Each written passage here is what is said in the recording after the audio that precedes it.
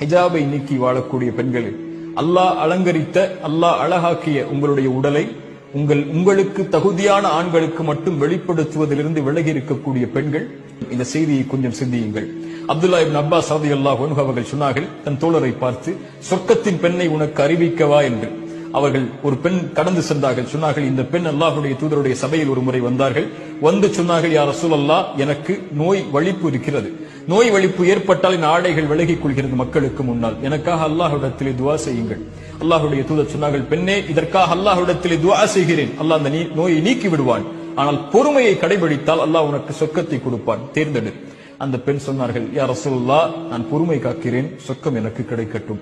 ஆனால் அல்லாஹ்வுடைய தூதரே, நான் மக்கள் மத்தியில் இருக்கும்போது வலிப்பு நோய் ஏற்பட்டால் என் ஆடை விலகிக் கொள்கிறது, நான் என்ன செய்வது? அதனால் மக்கள் என்னுடைய அங்கங்களை பார்க்கக்கூடிய சூழல் ஏற்படுகிறது. அல்லாஹ்விடத்திலே அதற்காக மட்டும் என் வலிப்பு நோய் ஏற்பட்டாலும் பரவாயில்லை, பொறுமை காக்கிறேன், என் ஆடை விலகிவிடக் கூடாது மக்களுக்கு முன்னால் என்று அல்லாஹ்விடத்திலே துஆ செய்யுங்கள் என்றார்கள். அல்லாஹ்வுடைய தூதர் ஸல்லல்லாஹு அலைஹி வஸல்லம் துஆ செய்தார்கள். சுப்ஹானல்லாஹ், அல்லாஹ்வுடைய தூதர் அந்த பெண்ணை சொர்க்கத்தின் பெண் என்று நபித்தோழர்களுக்கு அறிமுகப்படுத்தினார்கள். அல்லாஹு அக்பர்.